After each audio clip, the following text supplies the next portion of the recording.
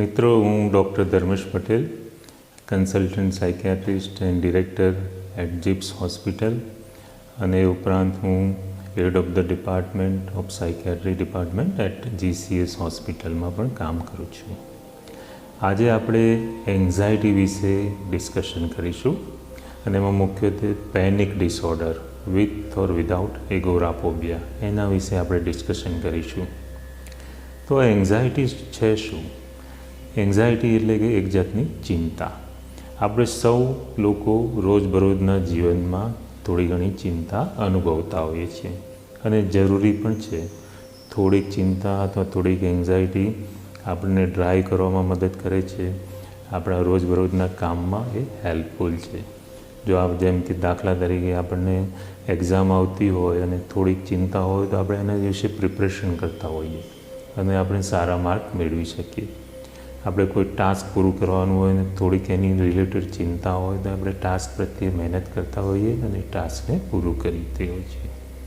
તો સામાન્ય માત્રામાં એન્ઝાયટી જરૂરી છે. એક યુનિવર્સલ ફેનોમેના છે અને એને રોગ નથી ગણતા. આ રોગ ક્યારે કહેવાય કે જ્યારે એન્ઝાયટી ખૂબ જ વધારે પ્રમાણમાં રહેતી હોય, અતિશય રહેતી હોય, અને એના કારણે કેટલાક એના લક્ષણો ઉત્પન્ન થયા હોય છે, ત્યારે આપણે એન્ઝાયટી ડિસઓર્ડર કહેતા હોઈએ છીએ. તો આ એન્ઝાયટી ડિસઓર્ડર ઘણા બધા પ્રકારના છે, જેમ કે social anxiety disorder, generalise anxiety disorder, illness anxiety disorders, obsessive compulsive disorders. અહીંયા આપણે વાત કરીશું પેનિક ડિસઓર્ડર માટે. Panic disorder with or without agoraphobia. તો આવો આપણે પેનિક ડિસઓર્ડર વિશે ડિસ્કશન કરીએ. હવે પેનિક ડિસઓર્ડરમાં વ્યક્તિને રિકરન્ટ પેનિક એટેક્સ આવતા હોય છે. આ પેનિક એટેક્સ એટલે શું? તો પેનિક એટેક્સમાં દર્દીને આઉટ ઓફ બ્લુ એટલે કે કોઈ કારણ વગર સડનલી એક ખૂબ જ તીવ્ર ગભરામણની ફિલિંગ થવા માંડતી હોય છે, જેમાં દર્દીને હાર્ટબીટ વધી ગયા હોય એવું લાગે, પરસેવો થઈ જતો હોય છે, હાથ ધ્રુજતા હોય છે, શ્વાસ જાણે રૂંધાતો હોય એવું લાગે, પેટમાં ફાડ પડતી હોય અથવા પેટમાં બટરફ્લાય જેવું ફિલિંગ થતું હોય એવું લાગે, હાથ પગ જાણે ઠંડા પડી ગયા હોય કે ગરમ થઈ ગયા એવું લાગે, અને જાણે પોતાનું સેલ્ફ કંટ્રોલ ગુમાવી બેસશે એવું દર્દીને ફિલિંગ થવા માંડે. અને સૌથી અગત્યનું, દર્દીને એવું લાગે કે હમણાં જ મને કંઈક થઈ જશે. ઇમ્પેન્ડિંગ ડૂમ જેને આપણે કહીએ છીએ, હમણાં જ મને કંઈક થઈ જશે, હમણાં જ મને કંઈ અટેક આવી જશે, તો મારો જીવ જ નીકળી જશે. તો આ બધા જ એન્ઝાયટીના લક્ષણો સડનલી ઉત્પન્ન થતા હોય છે અને 5 થી 10 મિનિટમાં એક પીક ઉપર પહોંચી જતા હોય છે. અને આ પેનિક એટેક જનરલી 15 થી 20 મિનિટ જેવો રહેતો હોય છે અને એની જાતે સબસાઇડ પણ થઈ જતો હોય છે. પરંતુ પેનિક ડિસઓર્ડર ક્યારે કહીએ કે જ્યારે દર્દીને રિકરન્ટ પેનિક એટેક્સ આવતા હોય અને વારે ઘડીએ પેનિક એટેક્સના કારણે વચ્ચેના ભાગમાં પણ દર્દીને સતત એક પ્રકારની ચિંતા રહેતી હોય કે મને કંઈક થઈ તો નહીં જાય ને, મને કંઈક એટેક તો નહીં આવી જાય ને, મને કોઈ બીમારી તો નથી ને. તો આ પ્રકારની એક સતત ચિંતા રહ્યા કરતી હોય છે. એટલે જ્યારે પણ આવા દર્દીઓને જ્યારે પણ પેનિક એટેક્સ આવે એટલે ઘણીવાર તે લોકો ઇમરજન્સીમાં દોડતા હોય છે, ત્યાં દાખલ થતા હોય છે. ત્યાં એમની વારે બધા અલગ અલગ તપાસો થતી હોય, લેબોરેટરી તપાસ થતી હોય, કાર્ડિયોગ્રામ થતું હોય, ઇકો થતો હોય, બ્લડ પ્રેશર મોનિટરિંગ થતું હોય. આ બધા જ રિપોર્ટ નોર્મલ આવતા હોય અને દર્દીને તો પણ વારે ઘડીએ આ શંકાઓ રહેતી હોય છે. અને એના કારણે ઘણી બધી વાર એ લોકો ઘણા બધા ડૉક્ટરો સાથે કન્સલ્ટ કરતા હોય છે, ઘણા બધા ઇન્વેસ્ટિગેશનોમાંથી પસાર થયેલા હોય છે, પરંતુ આ બધા જ ઇન્વેસ્ટિગેશનો નોર્મલ આવતા હોય. તો આને આપણે પેનિક ડિસઓર્ડર કહેતા હોઈએ છીએ. ઘણીવાર પેનિક ડિસઓર્ડર આ વ્યક્તિને એગારોફોબિયા પણ થતો હોય છે. એગારોફોબિયા એટલે એવું કે જેમ કે ભીડવાળી કોઈ જગ્યા હોય કે જેમાં જો દર્દી અંદર જાય તો એને એક પ્રકારની ગભરામણ ફિલિંગ થાય કે જો અહીંયા મને પેનિક એટેક આવશે, અહીંયા મને ગભરામણનો એટેક આવશે તો હું અહીંયાથી જલ્દી બહાર નહીં નીકળી શકું અથવા તો મને કોઈ મદદવાળું જલ્દી પહોંચી નહીં શકે. એ ઉપરાંત આવા દર્દીને ઘણીવાર બંધ રૂમમાં પણ ગભરામણ થતી હોય છે.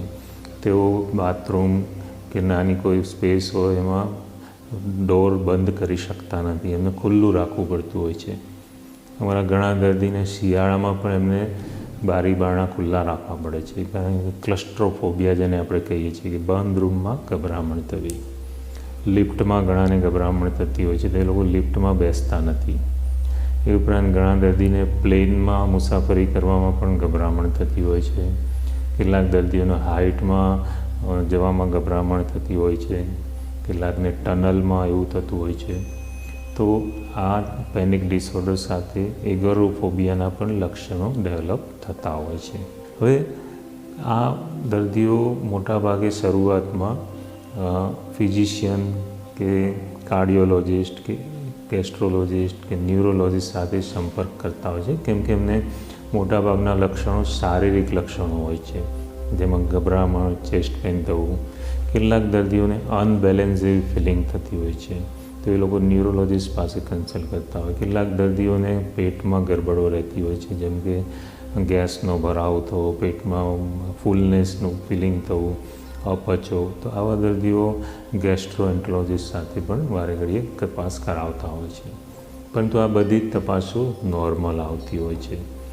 હવે આપણે આનું કારણ શું, પેનિક ડિસઓર્ડરનું કારણ શું?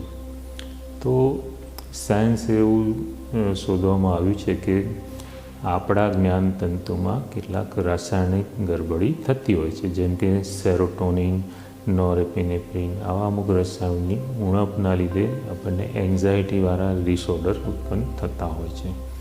આ સિવાય કેટલીક વાર જીનેટિક કારણો પણ ભાગ ભજવતા હોય છે.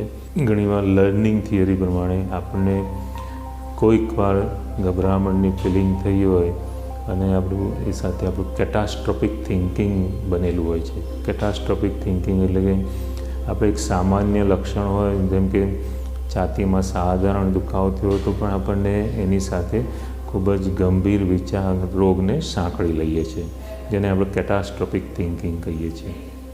તો આવા કેટલાક કારણોથી પેનિક ડિસઓર્ડર થવાની સંભાવના રહેતી હોય છે. હવે પેનિક ડિસઓર્ડરની સારવાર શું છે? તેની મુખ્યત્વે બે પ્રકારની સારવાર છે.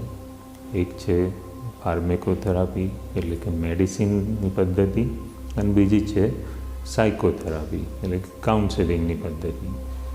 તો મેડિસિન જે આપણે આગળ વાત કરી પ્રમાણે આપણા બ્રેઇનમાં થતા સેરોટોનિન, ડોપામાઇન, નોરેપિનેફ્રિન જેવા રસાયણોને નોર્મલ રાખવામાં મદદ કરે છે, અને જેના કારણે આપણી એન્ઝાયટી ઓછી થતી જાય છે. એટલે આ દવાઓ ખૂબ જ અસરકારક હોય છે. એ દવાઓ સામાન્ય રીતે અમુક મહિના સુધી લેવી પડતી હોય છે અને સેફ છે. બીજી પદ્ધતિ છે કાઉન્સેલિંગની અથવા સાયકોથેરાપી, કે જેમાં દર્દીને રિલેક્સેશનની ટેકનિક શીખવાડવામાં આવે છે. એટલે જ્યારે પણ એન્ઝાયટી થાય ત્યારે આપણે રિલેક્સેશનની ટેકનિક દ્વારા એ એન્ઝાયટીને ઓછી કરી શકીએ છીએ, જેમાં ડીપ સ્લો બ્રીધિંગની ટેકનિક છે.